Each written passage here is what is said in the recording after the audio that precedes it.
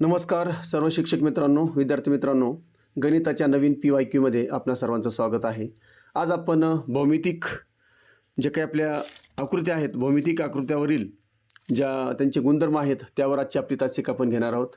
पहिला प्रश्न आहे, एका समभुज त्रिकोणाची परिमिती 48 सेंटीमीटर आहे, तर त्याच्या एका बाजूची लांबी किती? आता समभुज त्रिकोणाचा जी परिमिती असते ती म्हणजे तिन्ही बाजूंची बेरीज, आणि आपण जाणतो की समभुज त्रिकोणाची प्रत्येक बाजू समान असते, म्हणून आपण जर परिमितीला जर 3 ने भागलं तर या ठिकाणी 16 उत्तर येतं. म्हणून पर्याय क्रमांक ए 16 सेंटीमीटर हे आपल्या पहिल्या प्रश्नाचं उत्तर असणार आहे. त्यानंतर प्रश्न क्रमांक 2 बघा, आयताच्या कर्णाची लांबी 10 सेंटीमीटर आणि एका बाजूची लांबी या ठिकाणी आपल्याला कर्णाची लांबी दिलेली आहे आणि बाजूची लांबी दिलेली आहे. तर त्या ठिकाणी आपल्या आयताचं क्षेत्रफळ किती असं विचारलेलं आहे. तर या ठिकाणी लक्षात ठेवायचं आहे, कर्णाची लांबी जी असते, कर्णाची लांबी आणि आपल्याला त्याची एक लांबी दिलेली आहे. मग या ठिकाणी पायथागोरस प्रमेयानुसार आपण जर सूत्रामध्ये किमती टाकल्या तर त्या ठिकाणी 10चा वर्ग वजा 8चा वर्ग बरोबर 36 चं या ठिकाणी आपल्याला उत्तर येतं. मग आपण त्या ठिकाणी पुन्हा त्या ठिकाणी 48 आपलं उत्तर आल्यानंतर आपण पुढं काय करणार आहोत, तर 6 गुणिले 8 म्हणजे 48 उत्तर येणार आहे. अशा प्रकारे पर्याय क्रमांक बी, पायथागोरस प्रमेयानुसार तुम्ही जर कर्णाची किंमत आणि एका बाजूची किंमत टाकली तर त्या ठिकाणी तुम्हाला आयताचं क्षेत्रफळ काढता येणार आहे. चला प्रश्न क्रमांक 3 कडे जाऊया. एका चौरसाचा कर्ण 7 वर्गमूळ 2 सेमी आहे, तर त्याची आपल्याला परिमिती काढायची आहे. आता चौरसाचा कर्ण आणि ज्या बाजू असतात त्यांची लांबी जवळपास सारखीच असते, कारण चौरसाला जर आपण या ठिकाणी कर्ण जर काढले तर त्या ठिकाणी जर आपण बघितलं तर चौरसाचा कर्ण एकमेकाला या ठिकाणी 90 डिग्रीमध्ये म्हणजेच 90 अंशामध्ये काटकोनामध्ये छेदतो. म्हणून या ठिकाणी त्याचा कर्ण, चौरसाचा कर्ण बरोबर बाजू गुणिले वर्गमूळ 2 हे सूत्र जर आपण टाकलं तर बाजू येते 7 सेमी, म्हणून 4 गुणिले 7 28. पर्याय क्रमांक डी 28 सेमी हे त्याचं योग्य उत्तर होणार आहे. पुढचा प्रश्न बघा, प्रश्न क्रमांक 4. समलंब चौकोनाच्या समांतर बाजू 15 सेमी आणि 9 सेमी आहेत, तर आणि त्याची उंची 6 सेमी आहे, तर त्याचं क्षेत्रफळ किती? तर या ठिकाणी बघायचं आहे, समलंब चौकोनाच्या क्षेत्रफळाचं सूत्र जर बघितलं, समांतर बाजूंची बेरीज भागिले 2 गुणिले उंची. तर या ठिकाणी सूत्रामध्ये किमती टाका तुम्ही. मग सूत्रामध्ये किमती टाकल्यानंतर तुमची मांडणी 24 म्हणजे 15 अधिक 9 म्हणजे 24 आणि त्याला भागिले 2, मग त्या ठिकाणी उत्तर आलं 12 आणि 12 गुणिले 6 12 72. अशा प्रकारे 72 चौरस सेमी हे त्याचं उत्तर होणार आहे. पर्याय क्रमांक बी. पुढचा प्रश्न बघा, प्रश्न क्रमांक 5. एका वर्तुळाचा परिघ 44 सेमी आहे, तर त्याची त्रिज्या किती? आता या ठिकाणी परिघाचं सूत्र जर बघितलं तर वर्तुळाचा परिघाचं सूत्र आहे 2 पाय आर. पायाची किंमत 22/7 घ्या, सूत्रामध्ये किमती टाका, तुमचं उत्तर त्या ठिकाणी 7 सेंटीमीटर येणार आहे. अशा प्रकारे या ठिकाणी पर्याय क्रमांक बी 7 सेमी हे या प्रश्नाचे योग्य उत्तर आहे. पुढचा प्रश्न, प्रश्न क्रमांक 6. समभुज चौकोनाचे कर्ण 10 सेमी आणि 24 सेमी आहेत, तर त्याची बाजू किती? तर या ठिकाणी समभुज चौकोनाचे कर्ण जे आहेत ते एकमेकांना काटकोनात दुभागतात. पायथागोरसचा सिद्धांताचा वापर जर केला तर या ठिकाणी मग आपली एक जी बाजू आहे ती बाजू होणार आहे 5 सेमी आणि दुसरी बाजू होणार आहे 12 सेमी. मग त्या ठिकाणी त्या दोघांचे वर्ग जर केले तर 169 येतं आणि 169 हा 13चा वर्ग आहे. म्हणून पर्याय क्रमांक डी 13 सेमी हे या प्रश्नाचे योग्य उत्तर आहे. चला 7वा प्रश्न बघा. एका काटकोन त्रिकोणात काटकोन करणाऱ्या बाजू 6 सेमी आणि 8 सेमी आहे, तर कर्णाची लांबी किती? या ठिकाणी सुद्धा पायथागोरस प्रमेयच वापरायचं आहे. पायथागोरस प्रमेय वापरल्यानंतर तुमचं उत्तर या ठिकाणी जे आहे ते 10 सेमी येणार आहे, कारण कर्ण वर्ग बरोबर पाया वर्ग अधिक उंची वर्ग. या सूत्रामध्ये किमती टाका, 6चा वर्ग अधिक 8चा वर्ग बरोबर 36. 36 अधिक 64 पुढची पायरी 100 आलं आणि 100 हा 10चा वर्ग आहे, कारण कर्ण तो 100 येणार आहे. मग कर्णाचा वर्ग जो असतो तो 100 उत्तर आलेले आहे, म्हणून या ठिकाणी कर्ण आला त्याचा 10, म्हणून पर्याय क्रमांक डी 10 सेमी हे त्याचं उत्तर आहे. पुढचा प्रश्न बघा, प्रश्न क्रमांक 8. समांतरभुज चौकोनाचा पाया 12 सेमी आणि उंची 5 सेंटीमीटर आहे, तर त्याचं क्षेत्रफळ किती? तर या ठिकाणी लक्षात ठेवायचं, समांतरभुज चौकोनाचं जे क्षेत्रफळ आहे ते सरळ या ठिकाणी सूत्र वापरायचं, पाया गुणिले उंची. तर त्या ठिकाणी सूत्र निघतं, सूत्रानुसार किमती टाकल्या तर 12 गुणिले 5 उत्तर येतं 60 सेमी. म्हणून पर्याय क्रमांक डी 60 सेंटीमीटर हे या प्रश्नाचं उत्तर आहे. पुढचा प्रश्न बघा, वर्तुळाचं क्षेत्रफळ 154 सेमी आहे तर त्याचा व्यास किती? आता अगोदर तुम्हाला वर्तुळाच्या फळावरून अगोदर काय काढावं लागेल?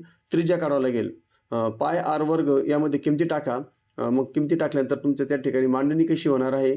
तर 154 बरोबर 22/7 गुणिले आर वर्ग, बरोबर. मग आता आर वर्गच जो उत्तर येईल त्याचं तर 49 येणार आहे. मग त्या ठिकाणी आर किती येणार आहे? 7 येणार आहे. मग 7 आल्यानंतर त्याचा दुप्पट करा. 7 कारण त्रिज्येच्या व्यास दुप्पट असतो म्हणून 7 आणि 7 14. म्हणून पर्याय क्रमांक 14 सेमी हे त्याचं उत्तर येणार आहे. पुढचं 10वा प्रश्न, एका घनाचं एकूण पृष्ठफळ 150 चौरस सेमी आहे तर त्याची बाजू किती? आता घनाचे पृष्ठफळाचं सूत्र आहे 6 गुणिले बाजू वर्ग. मग सूत्रामध्ये किमती टाका. तर त्या ठिकाणी 150/6 बरोबर 25. 25चं वर्गमूळ 5 म्हणून त्या ठिकाणी बाजू आलेली आहे 5. म्हणून पर्याय क्रमांक सी 5 सेमी हे या प्रश्नाचे योग्य उत्तर आहे. पुढचा प्रश्न 11वा प्रश्न, कोन मापकाचा वापर करून मोजला जाणारा विशाल कोन किती अंशाचा असतो? तर लक्षात ठेवायचं, विशाल कोन 90 अंशापेक्षा जास्त आणि 180 अंशापेक्षा कमी. म्हणजे 91 ते 179च्या दरम्यान जेवढे पण कोन येतील ते सर्वच्या सर्व काय असतील? विशाल कोन असतील. म्हणून पर्याय क्रमांक सी हे या प्रश्नाचे योग्य उत्तर आहे. 12वा प्रश्न बघा, दोन समांतर रेषांना एका छेदिकेने छेदल्यानंतर तयार होणारे आंतरकोन कसे असतात? तर आंतरकोनांच्या मापांची बेरीज 180 अंश असते. त्यांना आपण पूरक कोन असं म्हणतो. म्हणून पर्याय क्रमांक ए पूरक 180 अंश हे या प्रश्नाचे योग्य उत्तर आहे. 13वा प्रश्न बघा, त्रिकोणाच्या तिन्ही कोनांच्या मापांची बेरीज किती असते? तर त्रिकोणाच्या तिन्ही कोनांच्या मापांची बेरीज असते 180 अंश आणि चौकोनाच्या चारही कोनांच्या मापांची बेरीज असते 360 अंश. चला, या ठिकाणी आपल्याला त्रिकोणाच्या तिन्ही कोनांच्या मापांची बेरीज विचारलेली आहे. उत्तर आहे 180 अंश, पर्याय क्रमांक डी. 14वा प्रश्न बघा, एका चौरसाची बाजू 10 सेमी असल्यास त्याचं क्षेत्रफळ किती? आता चौरसाचे क्षेत्रफळ म्हणजेच काय? बाजूचा वर्ग किंवा बाजू गुणिले बाजू. मग या ठिकाणी त्याचं उत्तर येणार आहे 100. म्हणून 100 चौरस सेंटीमीटर, पर्याय क्रमांक बी हे या प्रश्नाचे योग्य उत्तर आहे. त्यानंतर प्रश्न क्रमांक 15 बघा, वर्तुळाचा व्यास 20 सेमी आहे तर त्याची त्रिज्या किती? आता व्यासापेक्षा त्रिज्या कशी असते? निमपट असते. म्हणून 10, पर्याय क्रमांक 10 हे या प्रश्नाचे योग्य उत्तर आहे. त्यानंतर 16वा प्रश्न बघा, ज्या त्रिकोणाच्या तिन्ही बाजू समान असतात त्यांना काय म्हणतात? तर बघा ज्या त्रिकोणाच्या तिन्ही बाजू असमान असतात त्यांना त्या त्रिकोणाला काय म्हणतात? जर बाजू असमान असतील तर विषमभुज त्रिकोण आणि जर तिन्ही बाजू समान असतील तर समभुज त्रिकोण. मग या ठिकाणी बाजू असमान आहेत म्हणून विषमभुज त्रिकोण, पर्याय क्रमांक बी हे या प्रश्नाचे योग्य उत्तर आहे. पुढचा प्रश्न 17वा, आयताच्या चारही कोनांच्या मापांची बेरीज किती असते? किंवा आता इथं बेरीज नाही विचारली, आयताच्या चारही कोनांचं माप किती असतं? तर लक्षात ठेवायचं, आयताचे चारही कोन काटकोन असतात म्हणून त्या ठिकाणी 90 अंश, पर्याय क्रमांक डी 90 अंश हे या प्रश्नाचे योग्य उत्तर आहे.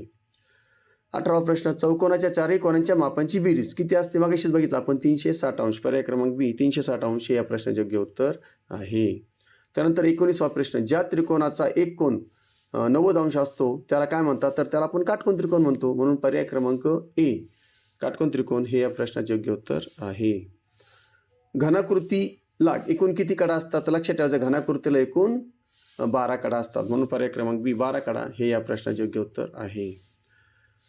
एका चौरसाचे क्षेत्रफळ 64 चौरस सेमी आहे तर त्याची परिमिती काढायची. आता चौरसाच्या क्षेत्रफळावरून आपल्याला बाजू काढावं लागेल अगोदर. मग चौरसाचं क्षेत्रफळ सूत्र आहे बाजूचा वर्ग. मग त्या ठिकाणी आपण उत्तर येत आपलं 8 आणि मग 8 परिमिती काढताना चारही बाजूची बेरीज, एक बाजू जर 8 आहे तर चारही बाजूची बेरीज 8 चौक 32. म्हणून पर्याय क्रमांक बी 32 सेमी हे या प्रश्नाचे योग्य उत्तर आहे.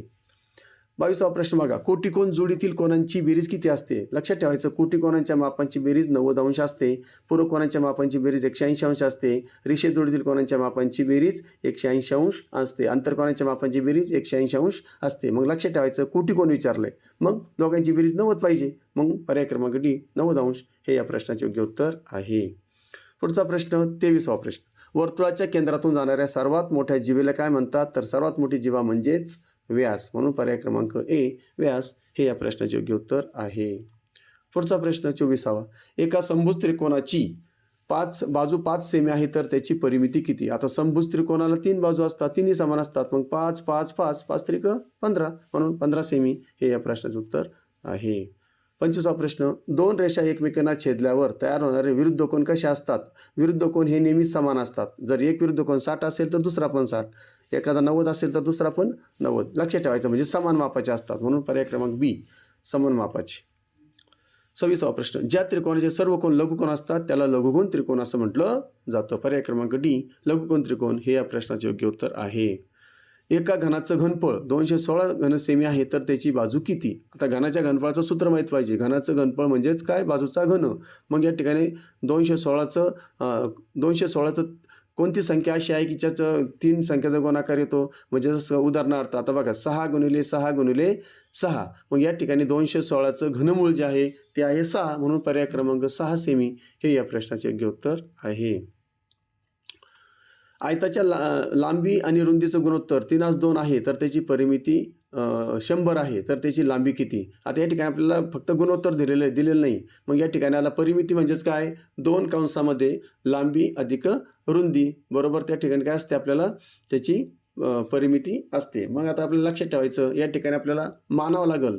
मग आता आपली मांडणी कशी होईल? परिमिती बरोबर 2 कंसामध्ये 3x अधिक 2x, कारण आपण त्या ठिकाणी माहीत नाही आपल्याला. मग x लांबी आपण मानलेली 3x आणि रुंदी मानलेली आहे 2x. मग या ठिकाणी कंसामध्ये कंसाच्या बाहेर 2 कंसामध्ये 3x अधिक 2x बरोबर या ठिकाणी आपण जे आहे आपल्याला 100 दिलेलं आहे. मग या ठिकाणी आपण पुढे जर गेलं तर उदाहरण सोडवत गेलो तर या ठिकाणी आपल्याला कळतं की xची किंमत 10 येते आणि 10 आपल्याला गुणोत्तर दिलेलं आहे 10 × 30, म्हणजे 30 लांबी येणार आहे आणि रुंदी 20 येणार आहे. आपल्याला काय विचारलं आहे? तर त्या ठिकाणी लांबी विचारली, म्हणून लांबी पर्याय क्रमांक बी 30 सेंटीमीटर हे या प्रश्नाचे योग्य उत्तर होईल. पुढचा प्रश्न 29वा, कोणता त्रिकोण हा नेहमी समकोनी असतो? तर लक्षात ठेवायचं, समभुज त्रिकोण हे 3ही समकोनी असतात. त्यांचं प्रत्येकाचं माप 60 अंश असतं, म्हणून पर्याय क्रमांक डी समभुज त्रिकोण हे या प्रश्नाचे योग्य उत्तर आहे. आणि 30वा प्रश्न, समांतरभुज चौकोनाचे 2 लगतचे कोन कसे असतात? तर समांतरभुज चौकोनाचे 2 लगतचे कोन हे एकमेकांचे पूरक कोन असतात आणि पूरक कोनांच्या मापांची बेरीज 180 अंश असते, म्हणून पर्याय क्रमांक डी हे या प्रश्नाचे योग्य उत्तर होणार आहे. अशा प्रकारे आजचे 30 प्रश्न भौगोलिक जे काही भौमितिक रचना असतात, भौमितिक रचनेचे गुणधर्म जे आहेत त्यावर आपण घेतलेली आहे. आशा करतो ती तुम्हाला समजले असेल. सोडून बघा, सोडणं गरजेचं आहे. मी फक्त तोंडी तुम्हाला सांगितलं आहे, तुम्ही प्रत्यक्ष सोडवायचं आहे. त्या ठिकाणी माझ्या वर्णनाची मदत तुम्हाला नक्कीच होईल. जर व्हिडिओ आवडला असेल तर नक्की लाईक करा, चॅनलला सबस्क्राईब करा. पुन्हा भेटूया लवकरच. तोपर्यंत जय हिंद, जय महाराष्ट्र.